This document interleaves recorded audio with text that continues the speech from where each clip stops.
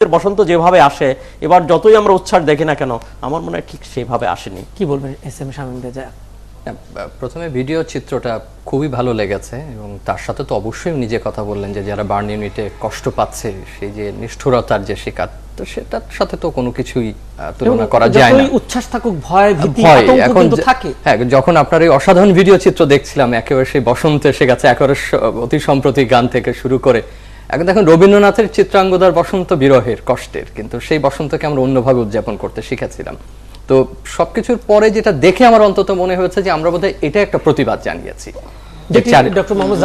যেটা চারিদিকের এই যে অনিশ্চয়তা, মানুষের এক ধরনের টেনশন, উৎকণ্ঠা, এটা যাব কিনা, কি হবে, বা আবার কোন অঘটনের শিকার হই, সে সবকিছুকে ভেঙে দিয়ে আমি সারাদিনই ঢাকা বিশ্ববিদ্যালয় ক্যাম্পাসে ছিলাম, আপনিও সেখানে এখন দীর্ঘ সময় কাটিয়েছেন, জানেন যে বিভিন্ন বয়সী মানুষের এই যে উদযাপন, এই যে আসা যাওয়া, এই যে আনন্দের যে মিলন, বিভিন্ন ভাবে যে বসন্তকে বরণের যে চেষ্টা, সেটা আমি কিন্তু শুধু আনন্দের ক্ষেত্র হিসাবেই দেখছি না, আমি দেখছি এটা একটা প্রতিবাদ হিসাবে, যে সবকিছুর পরে যে আমরা একত্রিত হতে পারি, আমরা প্রতিবাদ জানাতে পারি, একটা সুষ্ঠু সুন্দর জীবনের প্রতি আমাদের যে প্রতীক্ষা রয়েছে, আকাঙ্ক্ষা রয়েছে, আমি তারও প্রকাশ হিসাবে দেখছি আজকের বসন্ত উদযাপনকে। নিশ্চয়ই আমরা আলোচনায় যাব, আমাদের সাথে আরো আছেন, আমরা নিয়ে নিতে চাই ব্রিগেডিয়ার জেনারেল অবসরপ্রাপ্ত এম সাখাওয়াত হোসেন। অনেক ধন্যবাদ আপনাকে আমাদের সাথে যুক্ত হবার জন্য এম সাখাওয়াত হোসেন।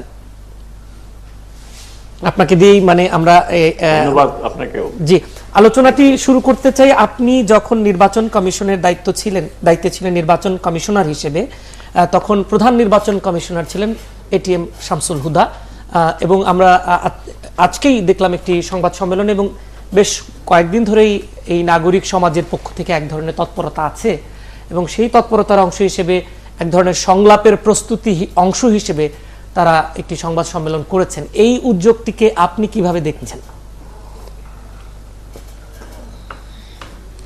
ধন্যবাদ আপনাকে শামীম আল আমিন।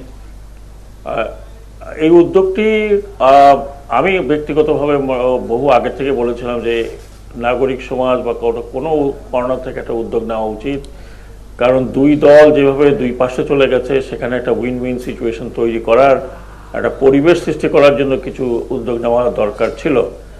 আমরা দেখেছি বিদেশিদের দৌড়ঝাঁপ করতে, কিন্তু সেটা আমাদের কাম্য ছিল না। আমি মনে করি এখন যে উদ্যোগটা ডক্টর শামসুল হুদা নিয়েছেন এবং তার সাথে অন্যান্যরা যারা আছেন, তারা সবাই অভিজ্ঞ ব্যক্তি, তারা একাধিকবার সরকারের বিভিন্ন জায়গায় ছিলেন, অনেকে সাংবিধানিক পদে ছিলেন, এবং তারা নিউট্রাল বলে আমি বিশ্বাস করি এবং আমি জানি।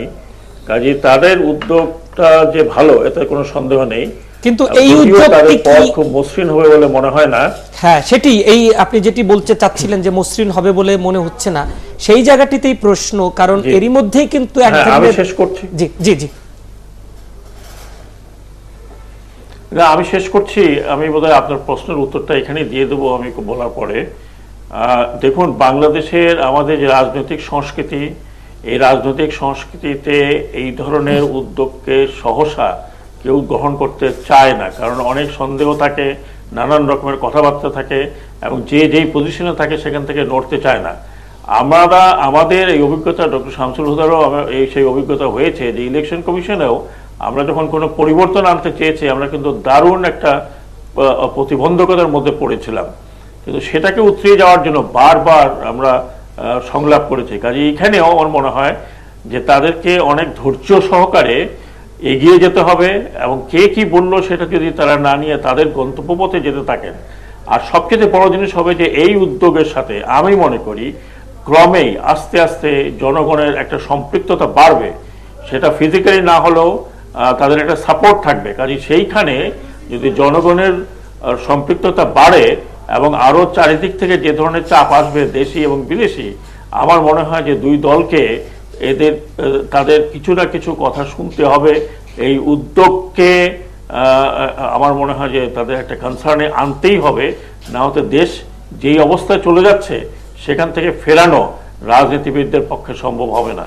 যে আমরা আসবো আবার আপনার কাছে। শামীম রেজা, আপনি কি মনে করছেন যে এক ধরনের অবিশ্বাসের কথা কিন্তু এম সাখাওয়াত হোসেন নিজেও বলছিলেন যে এ ধরনের উদ্যোগের পরপরই কিন্তু খুব সহজভাবে গ্রহণ করা হয়নি, তো তারপরে আপনি কি বলবেন যেটি বলছিলেন যে তাদের সম্পর্কে এম সাখাওয়াত হোসেনের যে মন্তব্য এবং সার্বিক পরিস্থিতি আপনার বিশ্লেষণকে বলছে?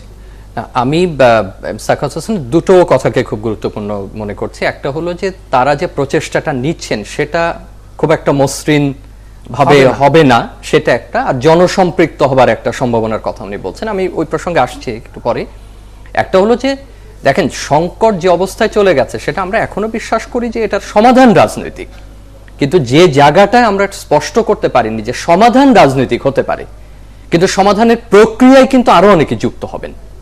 সমাধান নিঃসন্দেহে রাজনীতিবিদরাই করবেন এবং তারাই চূড়ান্তভাবে বসবেন, তারাই আলোচনা করবেন, এটাই আমরা প্রত্যাশা করি। কিন্তু এইভাবে কিন্তু আবার আশা করা ঠিক হবে না যে রাজনীতিবিদদের যে কাজটা চূড়ান্তভাবে টেবিলে, সেই প্রক্রিয়াটা পুরোটাই রাজনীতিবিদরা করবেন। সেখানে আরো অনেক পক্ষ সংযুক্ত হতে পারেন। এখন সিভিল সোসাইটির উদ্যোগের বা নাগরিক সমাজের উদ্যোগের যে প্রতিক্রিয়াগুলো বিভিন্ন কোয়ার্টার থেকে ব্যক্ত করা হয়েছে, সেটার তো ঐতিহাসিক কিছু কারণ আছে। তত্ত্বাবধায়ক সরকারের ব্যাপারে এক এক পক্ষের এক এক রকম মত রয়েছে এবং তত্ত্বাবধায়ক সরকারে যারা ছিলেন তারা নিশ্চয়ই রাজনৈতিক ব্যাকগ্রাউন্ড থেকে আসেননি, এবং পরবর্তীতে যেহেতু এটা বিলোপ করা হয়েছে, এইটা নিয়ে এক ধরনের মিশ্র প্রতিক্রিয়া থাকবেই আমাদের এখানে। আর যারা প্রতিক্রিয়া দিচ্ছেন, আপনাকে সেটা দেখতে হবে যে সরকারের একটা নির্দিষ্ট অবস্থান আছে এই ক্ষেত্রে, অতএব সে তার মতো প্রতিক্রিয়া দিচ্ছে। বিরোধী দল যারা ওই সরকারের ওই বিষয়টা মানেন না, তারা তাদের মতো এটার একটা প্রতিক্রিয়া দিচ্ছে, মানে যে যার জায়গা থেকে, যে যার জায়গা থেকে। এটা কিন্তু আমি এই মুহূর্তে খুব একটা অস্বাভাবিক মনে করছি না, এটাই স্বাভাবিক। কারণ আমি যেহেতু তত্ত্বাবধায়কের এই ব্যাপারে আমার এক ধরনের আমার জড়তা রয়েছে, আমি এটা মানি না, অথবা আমার যে প্রতিক্রিয়া হবে এই উদ্যোগের ক্ষেত্রে নাগরিক সমাজের, আবার যিনি এই মুহূর্তে একটু ঝামেলার মধ্যে রয়েছেন, ক্ষমতায় নেই, তার প্রতিক্রিয়া কিন্তু একরকম হবে না। কিন্তু যে উদ্যোগগুলো তারা নিচ্ছেন অনেকদিন ধরে বা গত কয়েকদিন ধরে যদি বলি, আমার কাছে যেটা মনে হচ্ছে যে আজকে অনেকটা স্পষ্ট। কারণ এতদিন যে সমালোচনাটা ছিল এই উদ্যোগের, সেটা যদি আমি বুঝে থাকি এরকম যে আপনারা আলোচনার কথা বলছেন, সমঝোতার কথা বলছেন, কিন্তু এই বর্তমান যে অবস্থাটা চলছে সেটা নিন্দা করছেন না। আমি যদি একেবারে মাঠের কথা বলি, ওনারা যখন এটা বলেছেন, এর বাইরেও তো নাগরিক সমাজ আছে, নাগরিক সমাজে তো একটা স্তর নাই, যেটা আমরা বারবারই যে প্রতিক্রিয়াটা আসছে বিভিন্ন দিক থেকে, এরা কারা, এরকম একটা যদি আমি খুব একবার সাধারণ ভাষায় বলি। কিন্তু দেখেন, নাগরিক সমাজ তো একটা না, নাগরিক সমাজ অনেকে আছে, কিন্তু এরা যুথবদ্ধ হয়ে একটা উদ্যোগ নেওয়ার চেষ্টা করেছেন, বাকিরা হয়তো এই মুহূর্তে নিচ্ছেন না, অন্যভাবে তারা সম্পৃক্ত পরবর্তীতে হবেন। কিন্তু আজকে আমার মনে হচ্ছে যে তারা আগের অবস্থান থেকে অনেকটা স্পষ্ট যে আগে এই অবস্থার অবসান হতে হবে। এই যে নৃশংসতা চলছে, এই যে নিষ্ঠুরতা চলছে এবং মানুষ হত্যা চলছে, সেটা বন্ধ হতে হবে। আমার মনে হয় যে পরবর্তীতে, কারণ আমরা একটা বিরতিতে যেতে হবে, বিরতি যাওয়ার আগে ছোট করে সাইদ ভাই আপনার একটু শুনে নেই, বিশেষ করে নাগরিক সমাজের উদ্যোগটা নিয়ে। এমন উদ্যোগ তো কাঙ্ক্ষিতই ছিল, যে ঘটনা যেভাবে গড়িয়েছে জনগণের ভিতর থেকে একটা আকাঙ্ক্ষা ছিল।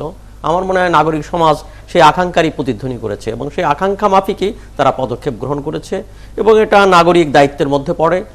তবে খুব সহজ তো ব্যাপার না, কেননা দুই দলেই, অর্থাৎ সরকার এবং তার প্রতিদ্বন্দ্বী বিএনপি যার যার অবস্থানে অনড় আছে, তারা দৃষ্টিভঙ্গিগতভাবে প্রত্যেকে তার শর্তে পরিচালনা করতে চাচ্ছে, অগ্রসর হতে চাচ্ছে। তাদের নিরপেক্ষতা নিয়ে এক ধরনের প্রশ্ন তোলা হচ্ছে আওয়ামী লীগের বা এইটা সহ আরো কিছু প্রশ্ন আছে। নিরপেক্ষতার চেয়ে বড় বিষয়টা হলো দায়িত্বশীলতা। তারা দায়িত্বশীল ব্যক্তি কিনা এবং তারা জীবনের বিভিন্ন ক্ষেত্রে গুরুত্বপূর্ণ দায়িত্ব পালন করেছেন। আর একটা হচ্ছে কে কতটুকু নিরপেক্ষ, কে কার সঙ্গে, এই বিতর্ক তো যে কারো সম্পর্কে তোলা যেতে পারে। আরো অনেক বিষয়ে তারা দায়িত্বশীল মানুষ কিনা এবং দায়িত্বশীল ভাবে তারা ভূমিকা পালন করেছে, এই ব্যাপারে আমার মনে হয় কোনো সংশয় নেই। এবং আরেকটি যে নিরপেক্ষ শব্দটা আপেক্ষিক বিষয়, এবং একই সাথে সন্দেহ এবং অবিশ্বাসের যে কথাটি বলছিলেন সাবেক নির্বাচন কমিশনার, এই সব বিষয়ে আপনার কাছে জানবো এসে বিরতির পরে। একটা বিরতিতে যাচ্ছি, ফিরছি খুব শিগগিরই, সাথেই থাকুন।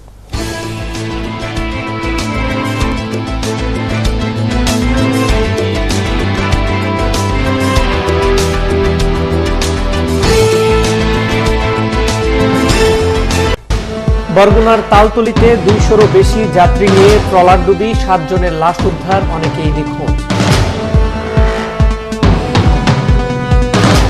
অমানবিকতাকে রাজনীতি বলা যায় না, বলছে নাগরিক সমাজ। সহিংসতা বন্ধ করে সংলাপের পরিবেশ সৃষ্টির তাগিদ। একদিকে যেমন সন্ত্রাস বন্ধ করবেন, আবার অন্যদিকে একটা আভাস তো পেতে হবে যে একটা সংলাপ হবে। একদিনে 2টি বিষয়ে এসএসসি পরীক্ষা নেওয়া হবে না, জানালেন শিক্ষামন্ত্রী। আর হরতাল অবরোধ না দেওয়ার অনুরোধ।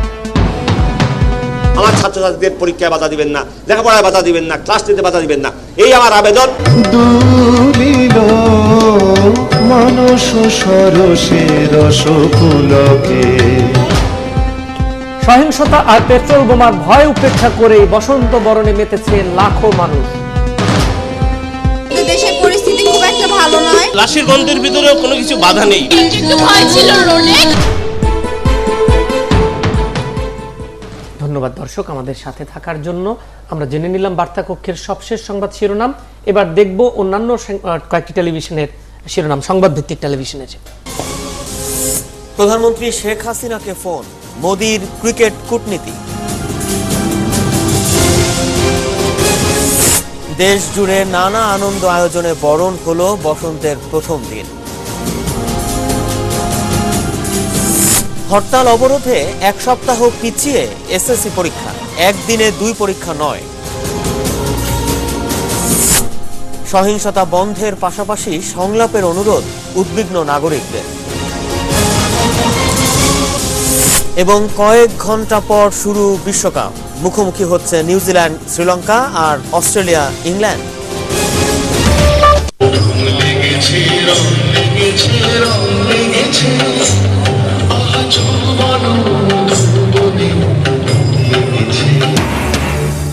বিএনপি জোটের টানা অবরোধ আর বোমাতঙ্কের মধ্যেও বসন্ত উৎসবে মেতে ওঠে গোটা দেশ।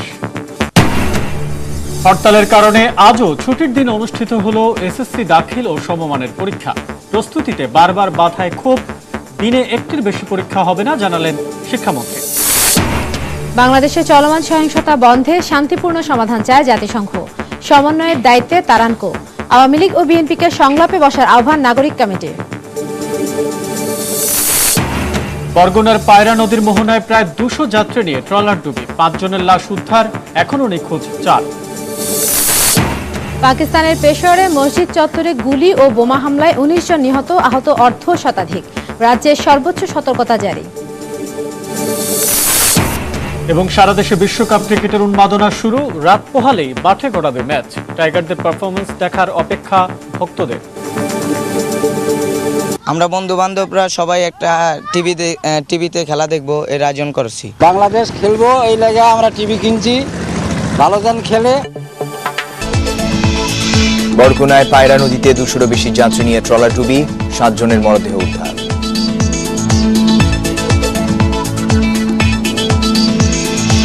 স্থিতিশীলতা ফেরাতে সন্ত্রাস বন্ধের আহ্বান, শামসুল হুদাকে প্রধান করে নাগরিক কমিটি।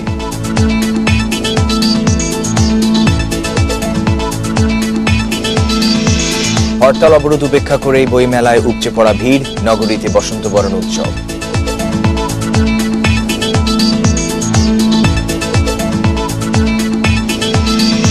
শেখ হাসিনাকে ফোন করলেন নরেন্দ্র মোদী, বিশ্বকাপে বাংলাদেশের জন্য শুভকামনা।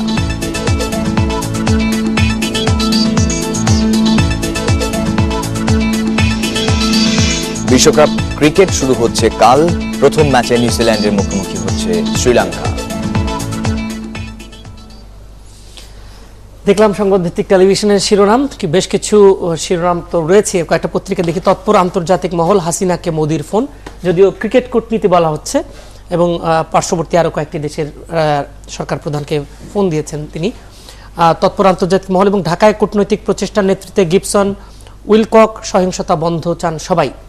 সৈয়দ আশরাফের হঠাৎ নীরবতা, এটি বাংলাদেশ প্রতিদিনের খবর। যাচ্ছি পরটিতে। প্রথম আলো, দেশ জুড়ে একই আওয়াজ, চলো বাংলাদেশ। নাগরিক সমাজ নিরপেক্ষতা প্রমাণে ব্যর্থ, এটি সুরঞ্জিত সেনগুপ্ত বলছেন। পররাষ্ট্র প্রতিমন্ত্রী সমাবেশের পাশে বোমা বিস্ফোরণ। মোদির ক্রিকেট কূটনীতি, সহিংসতা বন্ধ ও সংলাপের উদ্যোগ সমান্তরালভাবেই চলবে, এটি সমান্তরালভাবেই চলবে বলছেন। এই জায়গাটিতেই প্রশ্ন ছিল সাইদ ভাই আপনার কাছে, নাগরিক সমাজের নিরপেক্ষতা প্রমাণে ব্যর্থ যেটি বলছেন সুরঞ্জিত, এবং একই সাথে না এখন হচ্ছে যে সরকার যেমন শামসুল হুদা সাহেব এই বক্তব্য দেওয়ার পরেই উনি যখন মুখপাত্র হিসেবে কমিটি হন নাই, তখনই কিন্তু প্রত্যাখ্যান করেছে। সরকারের অ্যাটিটিউড বোঝা গেছে, এবং এর সঙ্গে কারা কি সংশ্লিষ্ট সেটা জানার পরেও তারা এক বাক্যে বলে দিয়েছেন যে এখানে রয়েছে হলো 1/11 কুশীলবরা। তো এইটা তো মানে আমাদের হচ্ছে যে কোনো কিছু গ্রহণ করার জায়গায় তো কেউ নেই, এবং সেটা গ্রহণ করানোটা খুব কঠিন ব্যাপার। আর একটা হচ্ছে যে এই জায়গা থেকে আমি যে জিনিসটা বলতে চাই যে সংলাপ কিন্তু শুধুমাত্র আনুষ্ঠানিকতার ব্যাপার না। আনুষ্ঠানিকভাবে সংলাপ হয়, কিন্তু তার আগে একটা অনানুষ্ঠানিক প্রক্রিয়াটা গুরুত্বপূর্ণ, এবং অনানুষ্ঠানিকভাবে পরস্পরের বোঝাপড়াগুলো করতে হয়, তারপরে একটা আনুষ্ঠানিক রূপ নিতে পারে। তো সেই কাজগুলো হচ্ছে গুরুত্বপূর্ণ বিষয়টা। আর একটা হচ্ছে যে এখানে সংলাপেরও কতগুলো পর্যায় আছে। এখানে সংলাপ কেবলমাত্র যে আওয়ামী লীগ অর্থাৎ ক্ষমতাসীন দল এবং তার প্রতিদ্বন্দ্বী বিএনপির সঙ্গে সংলাপিত শেষ কথা নয়। এখানে আমার মনে হয় সব দলের সঙ্গে আরও স্টেক হোল্ডার যারা আছে, নাগরিক কমিটি সহ সবার সঙ্গে আলাপটা হওয়া দরকার। নাগরিক যে নেতৃস্থানীয় যে সমস্ত সংগঠনগুলো আছে তাদের সাথে আলাপটা হওয়া দরকার, এবং এই সংলাপটা হওয়া উচিত আমার মতে জাতীয় সংলাপ। আচ্ছা, অর্থাৎ আরও বৃহত্তর পরিসরে সংলাপ দরকার। এবং সেই জায়গা থেকে প্রাথমিকভাবে তো আওয়ামী লীগ এবং বিএনপির ইনভলভমেন্টের ব্যাপার আছে, যেহেতু তারা পারস্পরিক এক ধরনের সংঘর্ষ কিংবা সংঘাতমুখী অবস্থানে রয়েছে। তো এই জায়গা থেকে করা দরকার। আর একটা হচ্ছে যে আমরা তো আমাদের অতীত অভিজ্ঞতা কি বলে, যখনই কোনো ভালো উদ্যোগ যা কিছু হয়েছে সব কিছুই কিন্তু এক বাক্যে প্রত্যাখ্যাত হয়েছে, কেউ অন্যেরটাকে কেউ গ্রহণ করেন নাই। এমনকি আমি যদি বলি যে এই সে বঙ্গবন্ধু যখন 6 দফা দিয়েছিলেন তখন এক বাক্যে বলা হয়েছে ওটা হলো সিআইয়ের এজেন্ট, সিআইয়ের ওইটা দফা, সিআইয়ের এটা কারোসাজি ইত্যাদি সব কিছু। আমরা কোন বক্তব্য এক বাক্যে সেটা সমর্থন পেয়েছে তা না, সবাই কিন্তু প্রাথমিকভাবে আমরা দেখি যে আমরা যে যে অবস্থানে থাকি সেই অবস্থান থেকেই আমরা বিষয়টাকে দেখি। এগুলোকে পর্যালোচনা করা, এটার জন্য অপেক্ষা করার সে ধৈর্য আমাদের নেই, এবং ঘটনার আগেই আমরা মন্তব্য করতে থাকি। যেমনই করে আমরা দেখি কি যে কোনো জায়গায় ঘটনার পরেই সেখানে তদন্ত কমিটির আগেই বলে দেওয়া হয় যে কি হয়েছে, দায়িত্বশীল পর্যায় থেকে বলে দেওয়া হয়। তো এই হচ্ছে আমাদের মানে দৃষ্টিভঙ্গিগত সমস্যা। তো তারপরে এই সমস্যার মধ্যে থেকে যে এটাকে কেউ হালকাভাবে নিচ্ছে না, অর্থাৎ সবাই এই ব্যাপারে প্রতিক্রিয়া ব্যক্ত করার মধ্য দিয়ে বোঝা যাচ্ছে যে বিষয়টাকে সবাই গুরুত্বের সাথে নিচ্ছে। আমরা আসবো আপনার কাছে, শামীম রেজা আপনার কাছে আসবো। আমরা একটু এম সাখাওয়াত হোসেন আছেন আমাদের সাথে, আমরা একটু যেতে চাই আবারও তার কাছে। অনেক ধন্যবাদ, আপনি আছেন এখন আমাদের সাথে। নিশ্চয়ই আরো কিছুক্ষণ আমরা আলোচনা করতে পারবো। সেটি হচ্ছে যে যেটি বলছে নাগরিক সমাজের পক্ষ থেকে তারা উদ্বিগ্ন, এবং একই সাথে সন্ত্রাসী কর্মকাণ্ডকে তারা বলছে যে অমানবিকতা কোনো রাজনৈতিক কর্মকাণ্ড হতে পারে না, এটি দূর করার কথা বলছে তারা। তো এটি কিভাবে দূর হতে পারে এই মুহূর্তে, এবং একই সাথে সংলাপ পাশাপাশি চলবে, তো কিভাবে এটি সম্ভব হবে বলে আপনি মনে করেন? দেখুন, যা এখন বাংলাদেশে হচ্ছে, আমি আগে বারবার বলছি যে অনেকাংশে কিন্তু আমাদের, আমি জানি না কতখানি কন্ট্রোলে আছে, তবে এটা যদি বন্ধ করতে হয় তাহলে রাজনৈতিক উদ্যোগেই বন্ধ করতে হবে। যারা এখন অবরোধ ডেকেছেন বা যারা হরতাল করছেন তাদেরকে স্পষ্টভাবে বলতে হবে যে এই ধরনের অ্যাক্টিভিটি বন্ধ করতে হবে, এবং এই ধরনের অ্যাক্টিভিটির সাথে যারা জড়িত থাকবে তারা তাদের দলের লোক নয়, এবং তার বিরুদ্ধে অ্যাকশন নেওয়ার জন্য তারাও সহযোগিতা যত করে সরকারের সাথে। যদি একই সাথে আমি আবার বলছি যে একটি পরিবেশ সৃষ্টি করা দরকার যেখানে সংলাপ হতে পারে, এবং আমি সাইদ সাহেবের সাথে একমত যে এই সংলাপটি শুধু বড় দুটি দলের সাথে নয়, এই সংলাপের সাথে আরও অনেক রাজনৈতিক দল জড়িত আছে, এবং এই শুধু রাজনৈতিক দল নয়, আবার আরও অন্যান্য স্টেক হোল্ডার আছে।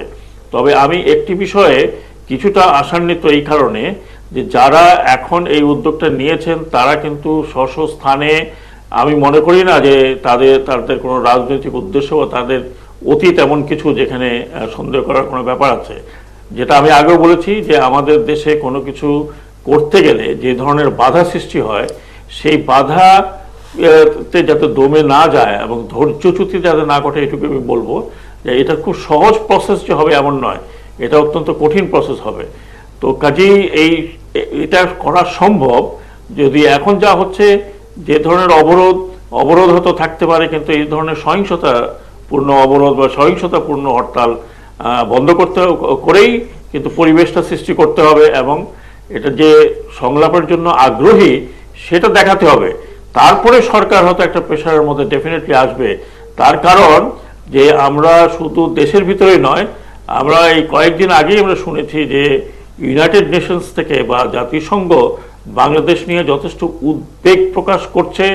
তার কারণ হচ্ছে যে আমরা জাতিসংঘের অত্যন্ত গুরুত্বপূর্ণ একটি দেশ, যেটি বলছে আমি মনে করি এই সংলাপের বা এই উদ্যোগ, আমি যেটি বলতে চাচ্ছি আপনাকে যে হবে না।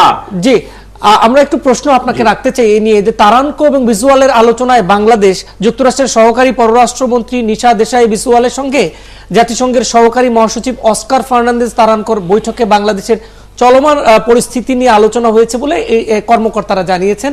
এছাড়া বিভিন্ন পত্রিকায় আমরা দেখছি যে কূটনীতিকরা সরব হয়েছে এ ধরনের খবর তারা মানে প্রকাশ করেছে। আপনি বলছিলেন যে এটি নিজেদের সমস্যা নিজেদেরই সমাধান করতে হবে, এই যে কূটনৈতিক তৎপরতা, এবং কোন কোন পত্রিকা বলছে বিএনপি যারা নেতৃত্বের 20 দলীয় জোট তারা কূটনৈতিকদের উপর তাকিয়ে আছে, এই পুরো পরিস্থিতিটিকে কিভাবে দেখছেন আপনি? দেখুন, এই কূটনৈতিক দিকে তাকিয়ে আছে এটা আমার কাছে সহজে গ্রহণযোগ্য নয়, কারণ আমরা একটা স্বাধীন রাষ্ট্র এবং আমরা যদিও বিশ্ব পরিবেশে আছি, সেখানে অন্যান্য দেশের উদ্বিগ্ন হওয়ারই কথা। তারপরেও আমি মনে করি যে আমাদের নিজস্ব উদ্যোগ যেটা এখন শুরু হয়েছে নাগরিক সমাজ থেকে, সেই উদ্যোগের মাধ্যমেই কিন্তু আমার মনে হয় যে আমাদের রাজনীতিবিদদের স্ট্রেট ওয়ে এটাকে রিজেক্ট না করে আস্তে আস্তে আমার মনে হয় যে এই বিষয়টিকে আরো একটু গুরুত্বপূর্ণ সহকারে নিয়ে তাদেরকে একটা সুযোগ করে দেওয়া, যাতে তারা সব পক্ষকে অন্তত তারা একটা পরিবেশ সৃষ্টি করার জন্য রিকোয়েস্ট করতে পারে। অন্যথায় কিন্তু বাইরের যে হস্তক্ষেপ এটা কিন্তু হবে। হস্তক্ষেপ বলতে আমি এটা মনে করছি না যে ফিজিক্যাল হস্তক্ষেপ, কিন্তু একটা ডিপ্লোম্যাটিক চাপ আসবে। তার কারণ হচ্ছে আপনাকে বুঝতে হবে যে আমরা কিন্তু জাতিসংঘের অত্যন্ত গুরুত্বপূর্ণ একটা দেশ, যেখানে শান্তিরক্ষী বাহিনী শুরু থেকে করে আমরা বহু অর্গানাইজেশনের এখন বাংলাদেশ নেতৃত্ব দিচ্ছে। কাজেই সেই দেশটি যদি অচল অবস্থায় থাকে, সেই দেশটি যদি একটা হানাহানির পর্যায়ে চলে যায়, সেই দেশটি যদি একটা ভঙ্গুর অবস্থায় থাকে, তাহলে জাতিসংঘের পক্ষে সেই দেশের এই ধরনের লিডারশিপে থাকা খুব মুশকিল হবে। দ্বিতীয়ত, আমরা আমাদের সর্ববিষয়ে আমরা বিশ্ব পরিবেশ এবং বিশ্বের সাথে কিন্তু জড়িত। আজকের বাংলাদেশ কিন্তু 80-র বাংলাদেশ নয়, আজকের বাংলাদেশ 70-এর বাংলাদেশ নয়। কাজে আমাদের এক্সপোর্ট বলুন, আমাদের উন্নয়নের ধারাবাহিকতা বলুন, এবং স্ট্র্যাটেজিক যে লোকেশন বাংলাদেশের এখন যে ইম্পর্টেন্স আছে, এতে প্রত্যেকেরই একটা বড় ধরনের স্টেক এই দেশের সাথে জড়িত আছে। কাজে তারা যে উদ্বিগ্ন হবে না, এটা আমি মনে করি না যে এটা অস্বাভাবিক। তবে তাদের তৎপরতার চাইতে আমাদের তৎপরতা যদি আরো বড় করা যায়, আমি মনে করি এই উদ্যোগের সাথে সাংবাদিক মহল, এই উদ্যোগের সাথে যারা দেশ নিয়ে চিন্তা করেন তাদের জড়িত হওয়ার প্রয়োজন। তারা এই সাপোর্টটা দেওয়া প্রয়োজন, শিক্ষিত সমাজের সাপোর্টটা দেওয়া প্রয়োজন, এবং সাধারণ জনগণের সাপোর্টটা দেওয়া প্রয়োজন। তাহলে কিন্তু আমরা এই সংকট থেকে বেরোতে পারব। অসংখ্য ধন্যবাদ ব্রিগেডিয়ার জেনারেল অবসরপ্রাপ্ত এম সাখাওয়াত হোসেন আমাদের সাথে যুক্ত হবার জন্য। আমরা যাচ্ছি শামীম রেজা আপনার কাছে। বিশেষ করে বলা হয় যে এই যে সহিংসতা বা নাশকতা যারা করছে, বিএনপির পক্ষ থেকে বলা হয় এটি তারা করছে না। তাহলে সরকার বলছে যে নাশকতা মানে কারা করছে, কার সাথে আলোচনাটা তারা করবে, যদি যে আলোচনাটি মানে কথা বলা হয় বা সংলাপের কথা বলা হয়। একই সাথে আবার বলা হচ্ছে যে যদি তারা করে থাকে তাহলে সন্ত্রাসীদের সাথে কোনো আলোচনা নয়। তাহলে এই আলোচনার পরিবেশ তো এখন তৈরি হয়েছে কি, আপনি কি মনে করেন? আমি শুরুতে যে অবস্থানে ছিলাম, আমি এখন আমার সেই অবস্থানেই থাকবো যে যে আলোচনা যখন নাগরিক সমাজে এই উদ্যোগটা গ্রহণ করে, এখন তো কমিটি বলছেন, তারা কমিটি একটা দায়িত্ব পেয়েছেন, কিন্তু শুরুতেই যে জায়গাটা ধাক্কা খেয়েছে সেটা হলো যে এর মধ্যে আমরা অনেককে দেখেছি যারা রাজনৈতিক দলের নেতা, তাদের রাজনৈতিক দল আছে। সুতরাং ওই সময় কিন্তু একটা সন্দেহ তৈরি, আমি সন্দেহ শব্দটা কনফিউশন হতে বলছি। ডক্টর কামাল হোসেন এবং মাহমুদুর রহমান মান্নার কথা বলছেন, একই সঙ্গে আপনি দলকে রিপ্রেজেন্ট করতে পারেন, আপনি দলের দিক থেকে প্রস্তাব দিতে পারেন, কিন্তু একই সঙ্গে আপনি নাগরিক সমাজ বলতে আমরা যেটা মনে করি, সে যে অর্থেই আপনি মনে করেন, তার আমরা সাধারণত রাজনৈতিক সম্পৃক্ততাটা ধরি না। এটা কিন্তু প্রথম একটা ধাক্কা ছিল, এবং আমি মনে করি সেটাই সুযোগ তৈরি করে দিয়েছিল এই ধরনের প্রতিক্রিয়া দেওয়ার ক্ষেত্রে। এখন পরবর্তীতে তারা স্পষ্ট করেছেন যে কারা কারা আছেন, এটা একটা কমিটি। কিন্তু আমি আবারও বলছি, এর বাইরেও নাগরিক সমাজ থাকতে পারে, একাধিক থাকতে পারে, একাধিক স্তরে থাকতে পারে। সেটা নির্ভর করেন কিভাবে তারা একত্রিত হবেন, কিংবা এখন যারা কমিটি আছেন, যে কথা ব্রিগেডিয়ার এম সাখাওয়াত বললেন যে তাদের সাথে তারা সম্পৃক্ত হবেন কিনা। কিন্তু যে জায়গাটাতে আবার আমার মনে হয় আগামী কয়েকদিন আলোচনা চলবে এই সমান্তরাল বিষয়টা নিয়ে। কারণ যখন এই ঘটনাটা শুরু হয়নি, এত সহিংস রূপ লাভ করেনি, তখন কিন্তু অনেকেই বলার চেষ্টা করেছেন যে একটা সংলাপ হোক, একটা সমঝোতা হোক, না হলে খারাপের দিকে যাবে। তখন কিন্তু সংলাপ সমঝোতার আলোচনাটা আগে ছিল, তারপরে রাজনৈতিক কর্মসূচির প্রসঙ্গটা ছিল। আপনি যদি একটু পেছনে ফিরে যান, এখন পরিস্থিতি যেখানে এসে দাঁড়িয়েছে সেটা এমন একটা অবস্থানে, বাস্তব একটা অবস্থায় এসে দাঁড়িয়েছে যে আগে সহিংসতা বন্ধ করতে হবে। সহিংসতা বন্ধ, তারপরে সংলাপ। সুতরাং এই যে বিষয়টা এখন চলছে যে সহিংসতা বন্ধ, আপনি যে প্রশ্নটা করলেন কে করছে সে উত্তর আপনিও দিতে পারবেন, আমিও দিতে পারবো না, কিন্তু প্রশ্ন হচ্ছে এটা বন্ধ এবং তারপরে সংলাপ নাকি যেটা ওনারা বলছেন সমান্তরাল। আমার ব্যক্তিগত ধারণা যে আগামী 2-3 দিন আবার এটা নিয়ে আলোচনা চলবে। আর রাজনৈতিক দলের কে কি প্রতিক্রিয়া দিচ্ছেন, আমরা যদি তাদের প্রত্যেকটা ব্যক্তির এই আলোচনাগুলো ধরতে যাই, প্রতিক্রিয়া ধরতে যাই, তাহলে কোনো আলোচনা আমরা কোনোদিন করতে পারবো না। আমাদের প্রধানত খেয়াল রাখতে হবে যে একেবারে শীর্ষ ব্যক্তিরা কি বলছেন, দায়িত্বশীল ব্যক্তিরা কি বলছেন, এবং অনেকেই এই ধরনের দৃষ্টি আকর্ষণের জন্য বলেন বাংলাদেশের এই রাজনৈতিক সংস্কৃতির সাথে আমরা পরিচিত, এদের প্রত্যেকটার কথা সবসময় উত্তর দেওয়ারও প্রয়োজন নেই, গ্রহণ করবারও প্রয়োজন নেই। যিনি স্পেসিফিক এটা কথা বলবার তিনি যদি এরকম কথা বলে থাকেন সেটা আমাদের কাছে সবচেয়ে গুরুত্বপূর্ণ। এখন যে কথা বলছিলাম যে রাজনৈতিক ভাবেই যে চূড়ান্ত ভাবে সমাধান করতে হবে, এটা কিন্তু আমার মনে হয় না যে 3 জনের মধ্যে কোনো দ্বিমত আছে। আমার অতিথি যিনি ছিলেন তিনিও একই কথা বললেন, কিন্তু আমি বিশ্বাস করি যে প্রক্রিয়াটা, সেই প্রক্রিয়ায় নাগরিক কমিটি হতে একটা প্রস্তাব দিচ্ছেন, সেটা নির্ভর করবে আবার তাদের ক্রেডিবিলিটির উপর, তাদের কর্মকাণ্ডের উপর। এখন ক্রেডিবিলিটি শুধু আপনি আমি তো তাদের প্রতি সমর্থন জানালে হবে না। আমি একটু শুনবো ডক্টর এটিএম আমি একটু শেষ করি যে সেই সমর্থনটা আসতে হবে যে প্রধান যে বিবদমান যে পক্ষ রাজনৈতিক তাদের দিক থেকে। অতএব আমি যতই ক্রেডিবল মনে করি এই নাগরিক সমাজকে বা এই কমিটিকে, সেটা যথেষ্ট না। আর এই প্রক্রিয়ার মধ্যে আপনি বাইরের যে কথাটা বললেন সেটা গত কয়েকদিন ধরে বলা হচ্ছে যে বাইরের লোক কেন আমাদের এখানে এসে সমাধান করবে, আমরাই যদি পারি।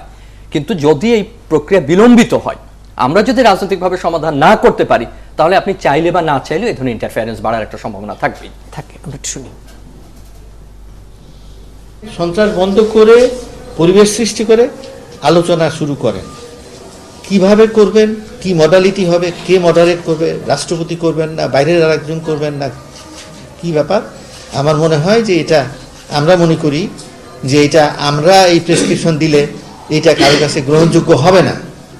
যারা এটা নিয়ে বিবাদ বিরোধ করছেন তারাই এটা নির্ধারণ করুন যে তারা কিভাবে অগ্রসর হতে চান। জি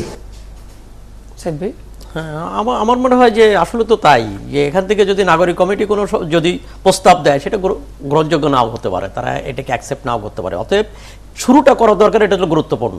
এবং শুরুটা কোন প্রক্রিয়া হবে সেইটা তো 2 দল ঠিক করতে পারে, এবং সেটা কিভাবে ঠিক করবে, আগে বৈঠক করে ঠিক করবে না, বৈঠকের আড়ালে থেকেই কিন্তু ঠিক করতে পারে।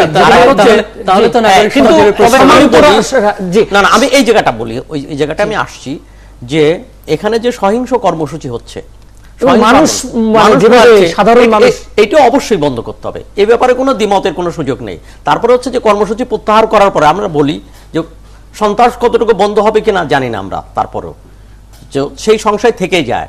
তো তারপরেও আমার মনে হয় যে এই কর্মসূচিকে কমপক্ষে স্থগিত ঘোষণা করেই আলোচনার আবহ তৈরি করতে হবে। কি জন্য বলছিলেন আমি ওই জায়গাটায় আবার একটু আমার কাছে একটু ঠিক সহজ বোধ হচ্ছে না জিনিসটা, যে ওনার কথা যতটুকু শুনলাম ডক্টর শামসুল হুদা, যে রাজনৈতিক দলগুলোই যদি সেটা করতে পারতো তাহলে তো এই পরিবেশ হতো না এখন পর্যন্ত, এবং তাহলে উনাদের দায়িত্বটা কি হবে? আমার মনে হয় যে এটা আবারও এক ধরনের স্পষ্টীকরণের একটা ব্যাপার থেকে যাচ্ছে, যে উনারা কি একটা প্রস্তাব দেবেন যে আপনি এইভাবে করেন।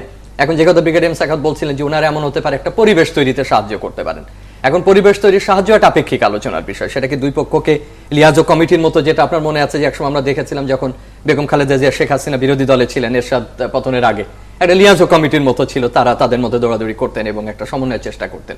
তাকে এই ধরনের কোনো কিছু হবে নাকি তারাই বলবেন যে 2 দল বা প্রধান দল বা দলগুলো আপনারা এইভাবে আসুন, সেটা তো আমার কাছে আবার খুব একটা সহজ বোধ মনে হচ্ছে না। তারাই যদি রাজনৈতিক দলগুলোই এগোবেন, তারাই বলবেন কিভাবে, তো তাহলে তো আর আচ্ছা আমি বলি, আমাদের যেটা লিয়াজো কমিটি 3 জোটে ছিল সেটা কিন্তু বাইরের কেউ না, সেটা হলো 3 জোটের প্রতিনিধি নিয়ে লিয়াজো কমিটি।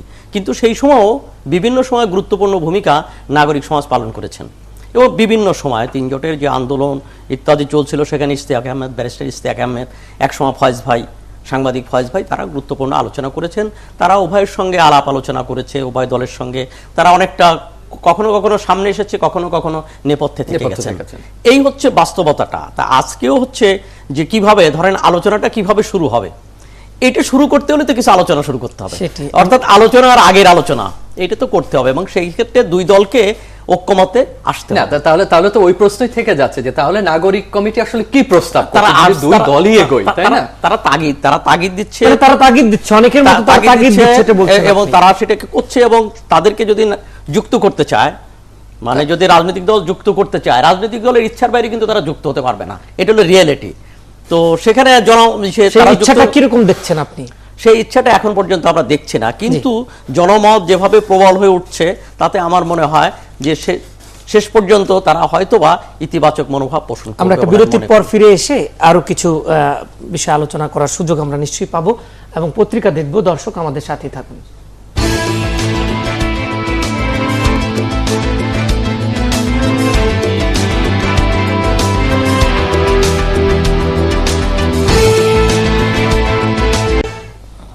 ধন্যবাদ দর্শক আমাদের সাথে থাকার জন্য। আলোচনা করছিলাম, আলোচনায় যাব, তার আগে চলুন আরো কয়েকটি পত্রিকা দেখে নিই। ভোরের কাগজ, অসহযোগ আন্দোলন নিয়ে জোটের নেতারাই অন্ধকারে, হাসিনা মোদির ফোন আলাপ, সফরে সুসংবাদ দেওয়ার আভাস। ভারতের পররাষ্ট্র সচিব জয়শঙ্কর ঢাকা আসছেন, সংকট নিয়ে উদ্বিগ্ন নাগরিক সমাজ। সন্ত্রাস বন্ধ কথা বলছেন, উদ্বোধনী ম্যাচে চ্যালেঞ্জের মুখে 4 ফেভারিট। বিশ্বকাপ ক্রিকেট শুরু হচ্ছে আজ থেকে, আর কিছুক্ষণ পর থেকেই, এবং সেটি নিয়ে নিশ্চয়ই মানুষের মধ্যে এক ধরনের উন্মাদনা আছে, আরও হয়তো বা বেশি থাকতে পারত যদি স্বাভাবিক পরিস্থিতি হতো। যাচ্ছি পরেরটিতে। বাংলাদেশ প্রতিদিন, সুশীল সমাজের সমালোচনায় সজীব ওয়াজেদ জয়, এটি তারা বলছেন। সংঘাত নয়, সংলাপ চায় নাগরিক কমিটি, এখনও অবস্থানে কাদের সিদ্দিকী, তৎপর আন্তর্জাতিক মহল, এটি মনে হয় আমরা একবার দেখেছি। যাচ্ছি পরেরটিতে। bdnews24.com, পায়রায় ট্রলার ডুবি 7টি লাশ উদ্ধার, আগে সন্ত্রাস বন্ধ করতে বললেন উদ্বিগ্ন নাগরিকরা, প্রতিবাদ করুন, না পারলে মুখ বন্ধ রাখুন, সজীব ওয়াজেদ জয়। যাচ্ছি পরেরটিতে। যুগান্তর, ফের মাঠে তারানকো, শান্তিপূর্ণ সমাধানের লক্ষ্যে জাতিসংঘের কাজ শুরু, নিশার সঙ্গে তারানকোর বৈঠক, কেরির সঙ্গে বৈঠক করতে যাচ্ছেন পররাষ্ট্রমন্ত্রী। বিশ্বকাপের লড়াই শুরু, সেটি আছে। খালেদা জিয়ার কার্যালয়ে খাবার প্রবেশে বাধা, মুড়ি বিস্কুট খেয়ে দিন কাটাচ্ছে স্টাফদের, এটি অভিযোগ। এবং শেখ হাসিনাকে নরেন্দ্র মোদীর ফোন। যাচ্ছি পরেরটিতে। কালের কণ্ঠ, আজ ভালোবাসার দিন, বিশ্ব ভালোবাসা দিবস, ভ্যালেন্টাইন ডে, সে উপলক্ষে কালের কণ্ঠ এই খবরটি দিয়েছে। যাচ্ছি পরেরটিতে। আপাতত এই ছিল। তো আলোচনার কথা, সংলাপের কথা যখন বলা হয় সাইদ ভাই, যখন সরকারের পক্ষ থেকে অভিযোগ জোরালো যে সহিংসতা এবং নাশকতার দায় দেয়া হচ্ছে, অভিযোগ, এবং অনেক ক্ষেত্রেই তাদের মানে যারা অবরোধ দিচ্ছে তাদের অনেকে ধরা পড়ছে, সেক্ষেত্রে আবার আছে যুদ্ধাপরাধের অভিযোগ, জঙ্গিবাদের কথা বলা হচ্ছে যে খুনিদের সাথে কি সংলাপ। তো এই সব আলোচনা যখন সামনে, আবার নানা ধরনের সমালোচনা সুশীল সমাজ নিয়ে, তাহলে আপনি সংলাপ নিয়ে কতটা আশাবাদী? না, দুই দলের যে অ্যাটিটিউড, দৃষ্টিভঙ্গি, সেখান থেকে পরিবর্তন না হলে সেখানে কোনো কিছু অগ্রগতি ঘটবে না। যেমন এখানে আওয়ামী লীগের পক্ষ থেকে কি বলা হচ্ছে যে সন্ত্রাসী জঙ্গিদের সাথে কিসের সংলাপ, খুনিদের সাথে 15 আগস্টের এবং 21 আগস্টের খুনিদের সঙ্গে কিসের সংলাপ, আইএসআই এজেন্টদের সাথে সংলাপ হতে পারে না, ওরা পাকিস্তানপন্থী ইত্যাদি। এই বক্তব্যগুলো বিভিন্ন, আমরা যদি মন্ত্রীদের বক্তব্যগুলোকে অ্যানালাইসিস করি এটা আমরা দেখতে পারি। অপরদিকে ওখানে কি বলা হচ্ছে, বিএনপির পক্ষ থেকে বলা হচ্ছে কিসের পরীক্ষা, কিসের কি, সরকারের পদত্যাগ করতে হবে, পদত্যাগ না করা পর্যন্ত আন্দোলন চলবে, অবরোধ, হরতাল ইত্যাদি চলবে। এবং একই সাথে রাতে বাস বন্ধ হয়েছে, দিনের বেলা অফিস বন্ধ হয়ে যাবে। হ্যাঁ, দিনে অফিস বন্ধ হয়ে যাবে, এরপর সে প্রতিক্রিয়া দিনে অফিস বন্ধ হয়ে যাবে। এই যে কথাগুলো, এই কথাগুলোকে আমরা যদি এখান থেকে যদি তাদের অবস্থান পরিবর্তন না করে এবং সেই জায়গা থেকে, তাহলে আলোচনার জায়গাটা তৈরি হবে না। এখন প্রয়োজনটা কেন আলোচনার জায়গা তৈরি হবে? এইভাবে কি মানে মানুষ মরতে থাকবে, অর্থনীতি কি ধ্বংস হতে থাকবে, এবং আমরা কি সারা পৃথিবীর কাছে সমালোচনার পাত্র হতে থাকবো? আমরা আজকে সারা পৃথিবীতে আমরা বলি, আর আমরা স্বীকার করি আর নাই করি, আমরা যদি নিজেরা ঠিক না হতে পারি, আমরা যদি আমাদের সমস্যার সমাধান না করতে পারি, সারা পৃথিবী বিভিন্ন রকম প্রতিক্রিয়া ব্যক্ত করবে এবং বিভিন্ন ধরনের উপদেশ ইত্যাদি আমাদেরকে দিতে থাকবে। কেন, এটাই বাস্তবতা। অতএব আমাদেরকে সেই সিদ্ধান্তে বসতে হবে, আমরা এমনভাবে চলবো যে কেউ আমাদের কিছু বলতে না পারে। এই জায়গাটা হচ্ছে গুরুত্বপূর্ণ।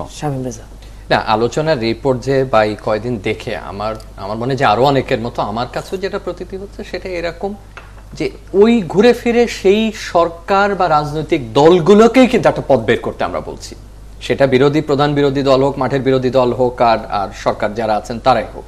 এখন নাগরিক সমাজ, আমি ধরে নিই তাদের নাগরিক দায়িত্ববোধ থেকে, চেতনা থেকে তার একটা ভলান্টারি দায়িত্ব নিচ্ছেন। সেক্ষেত্রে একদম স্পষ্টভাবে ব্যাপারটা এরকম যে তাদেরকে আগে গ্রহণযোগ্য করে তুলতে হবে বিপদমান পক্ষগুলোর কাছে। বা যে আমি এখানে এককভাবে কাউকে দায়ী করছি না যে কে মাঠের হত্যাকাণ্ড ঘটাচ্ছেন বা কারা ঘটাচ্ছেন, সে তথ্য বারবারই বলছি যে এগুলো আমার মনে হয় যে গেস করার কোনো বিষয় না, এগুলো অন্ধকারে ঢিল ছোড়বারও বিষয় নয়। কিন্তু এখানে একটি বিষয়, এই প্রসঙ্গটি আপনি এর আগেও বললেন যে করছে, এটি আপনি গেস করছে, কিন্তু যেহেতু একটি কর্মসূচির মধ্যে এগুলো ঘটছে, নিশ্চয়ই তো সেটির দায় দায়িত্বটা কাকে নিতে হবে? সেই কথাটাই আমরা বলছি যে সেক্ষেত্রে কর্মসূচি দ্বারা দিচ্ছেন, নিঃসন্দেহে তাদের একটা ব্যাখ্যার প্রয়োজন সেখানে থাকবেই। সেটা কিন্তু বারবারই বলা হচ্ছে যে বিএনপির পক্ষ থেকে একাধিকবার বলারও চেষ্টা করা হচ্ছে যে আমরা করিনি, আমাদের লোক করেনি, কিন্তু তাদের তো একটা বড় জোট, তারা তো একটা জোটভুক্ত দল। সেক্ষেত্রে তাদের স্পষ্ট করার পরে কিন্তু বারবার ব্যাপার আছে, যেটা ব্রিগেডিয়ার সাখাতও বারবার বলছিলেন যে আপনি কি কাউকে বহিষ্কার করেছেন, আপনি কি বলেছেন যে অমুক আমার ব্যক্তি না, বের আমার ব্যক্তি না, মানে সেটা কিন্তু আবার একটা রেসপন্সিবিলিটি তাদের উপরে দিয়ে দেয় যে তাহলে আপনি কর্মসূচি বন্ধ করে দেখেন না এই জিনিসটা থামে কিনা। কিন্তু সেটা খুব সহজে তারা করবেন বলে কিন্তু মনে হয় না। পরিস্থিতির এরকম বলছে যে একটা অদ্ভুত বৃত্ত আমরা তৈরি করে ফেলছি, যাদের কর্মসূচির কারণে হত্যাকাণ্ড ঘটছে তা নিয়ে তো কোনো দ্বিমত নাই।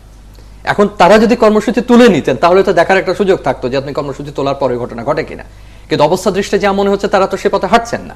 আবার অন্যদিকে আমরা যেটা বলছি, যারা আছে যে কোনো অবস্থাতে যারা এই খুনের সাথে জড়িত, এমনি সহিংসতার সাথে জড়িত, পেট্রোল বোমার সাথে জড়িত, তাদের সাথে আলোচনা করা যায় না, এটা থামতে হবে, সেটা আমরা প্রত্যেকে বলছি। এটা কিন্তু সবকিছু মিলে অদ্ভুত একটা চক্র তৈরি করছে। আমি কথাটা এই কারণে আবার বলছি যে এটার মানে হচ্ছে আবার তাদের উপরেই দায়িত্ব বর্তাচ্ছে যে কোন জায়গাটা থেকে তারা আলোচনাটা শুরু করতে চান বা কোন জায়গা থেকে তারা একটা সমাধান বের করতে চান। সমাধান নিয়ে তো কারো দ্বিমত নাই, সমাধান তো হতেই হবে, সমাধান যে কোনো মূল্যে হতে হবে। কিন্তু সেই জায়গাটা যদি এই নাগরিক উদ্যোগ বলেন বা কমিটির উদ্যোগ বলেন, তারপরেও আবার ঘুরে ফিরে ওই জায়গাতেই চলে যায় যে রাজনৈতিক দল যেভাবে শুরু করতে চায়, তো তাহলে তো আমি তো এই মুহূর্তে আপাতত অন্তত ডেডলক সিচুয়েশন ভাঙার তো কোনো অবস্থা দেখি না। তো যে আলোচনা আপনি ছিলেন নাগরিক কমিটির, সেটা হলো যে তারা যদি ওইভাবে গ্রহণযোগ্য করে তুলতে পারেন তাদেরকে, যে আমি আবারও বলছি এই ভলান্টারি সার্ভিস তো তারা দিচ্ছেন, এখন যদি সরকার বা অন্য পক্ষগুলো তাদেরকে গ্রহণ করেন এবং যদি ওই ব্যাপারটা সম্ভব হয় যে তাদের এই কর্মসূচির সাথে, এটা কর্মসূচি আমি ওই অর্থেই বলছি যে যদি কোনো কর্মপরিকল্পনা তারা দেন, এখন পর্যন্ত বোধহয় ওরকম কোনো কর্মপরিকল্পনা দেখিনি, তখন হয়তো বোঝা যাবে যে তাদের সাথে জনসমর্থন বা জনসম্পৃক্তির বিষয় আছে কিনা, যেটা ওই পরিবেশ তৈরিতে সাহায্য করে। আবারও আমি বলছি এটাও প্রক্রিয়ার অংশ, এবং সেই প্রক্রিয়ায় পরবর্তীতে যে সমস্ত আন্তর্জাতিক বড় বড় শক্তিগুলোর ব্যাপারে আমরা একটু অনীহা প্রকাশ করছি, এখন অস্বস্তি প্রকাশ করছি, তারা আবার জড়িত হলে তখন অবস্থাটা কি দাঁড়ায়, সেটা যদি বিলম্বিত হয় তখন যাদের ইন্টারেস্ট আছে, যেমন জাতিসংঘের আগ্রহ আছে, জাতিসংঘের সাথে আমাদের অত্যন্ত গুরুত্বপূর্ণ আগ্রহের জায়গা রয়েছে শান্তি মিশনের, তাই না, আমাদের গার্মেন্টস থেকে শুরু করে অসংখ্য বাণিজ্যের আগ্রহ রয়েছে আমাদের বিদেশি শক্তিগুলোর সাথে। এবং সবচেয়ে বড় এই গ্লোবালাইজ ওয়ার্ল্ড, আপনি তো এককভাবে বলতে পারবেন না যে তোমার কি, আমি তোমার সাথে বাণিজ্য করব, তোমার থেকে আমি সুবিধা নেব, কিন্তু তুমি আমার ব্যাপারে খোঁজ রাখবে না, এটা তো ইমপ্র্যাকটিক্যাল। আপনি জানেন যে 12 তারিখে নিউ ইয়র্ক টাইমসের এডিটোরিয়াল লিখেছে এবং সেখানে গুরুত্বপূর্ণ সমস্ত প্রসঙ্গগুলো তার উল্লেখ করেছে। তারা কেয়ারটেকার তৈরি করতে বলেনি, কিন্তু বলেছে ইলেকট্রাল রিফর্ম নিয়ে আলোচনার প্রয়োজন রয়েছে। তারা একই রকম ভাবে বলেছে যে এই সহিংসতা বন্ধ করতে হবে আগে বিরোধী দল যারা কর্মসূচি দিচ্ছে, এবং একথাও স্পষ্টভাবে সেখানে বলা হচ্ছে। তার মানে এটা শুধুমাত্র কিন্তু ওই তারানকো সাহেব আসবেন বা আরো কি বলেন তার মধ্যে সীমাবদ্ধ নাই। আপনি নিউ ইয়র্ক টাইমসের মতো প্রভাবশালী পত্রিকার সম্পর্কে মন্তব্য করছে এবং সে মন্তব্যটা যথেষ্ট গোছালো। তার মানে অনেক পক্ষ আস্তে আস্তে আস্তে আস্তে কিন্তু জোগাড় হচ্ছে যে যারা এই প্রক্রিয়ায় প্রত্যক্ষ বা পরোক্ষভাবে তার স্বার্থের জায়গা থেকে কিন্তু ইনভলভ হওয়ার চেষ্টা করবে। তো সেক্ষেত্রে যদি আমরা এই ডেডলকটা না ভাঙতে পারি, সেটা নাগরিক কমিটি দিয়ে হোক, সরকারের দিক থেকে হোক, আর বিরোধী দলের দিক থেকে হোক, সামগ্রিকভাবে রাজনৈতিক দলগুলোর মধ্যে দিয়ে হোক, আমার মনে হয় যে আমরাই বিপদে পড়বো। এবং যে কোনো জিনিস যদি আপনার নিয়ন্ত্রণের বাইরে চলে যায় স্বাভাবিকভাবে, তখন তাকে ফিরিয়ে আনার যে কঠিন বেদনা এবং যে দীর্ঘ পথ, সেটা এর আগে আমরা প্রত্যক্ষ করেছি আমাদের রাজনৈতিক ইতিহাসে। আমরা আরেকটা বিরতি নেই, বিরতির পর ফিরে এসে আর যেটুকু সময় পাবো অন্য যে মানে আরো কিছু পত্রিকা নিশ্চয়ই থাকবে, দেখবো, আলোচনা করবো। যাচ্ছে একটা বিরতিতে, সাথে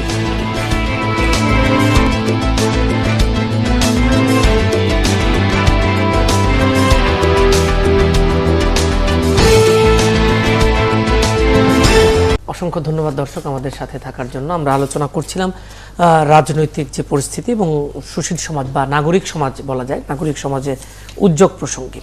তো একটি প্রসঙ্গ কিন্তু আবু সাইদ খান খুব জোরালোভাবেই ওঠে যে যদি সহিংসতা করে বা নাশকতা করে চাপ তৈরি করা যায়, এবং সেই চাপের কাছে সরকার যেটি বলে নতি স্বীকার করা মানে হচ্ছে চাপ দিয়ে যে কোনো কিছু ভবিষ্যতে বা এই ধরনের সহিংসতার নৃশংসতা দিয়ে যে কোনো কিছুতে বাধ্য করা। আচ্ছা, এখন যে কর্মসূচিকে সামনে রেখে সহিংসতা ঘটাচ্ছে, এতে কিন্তু বিএনপিও লাভবান হচ্ছে না, বিএনপিও তার নেতৃত্ব হারাচ্ছে।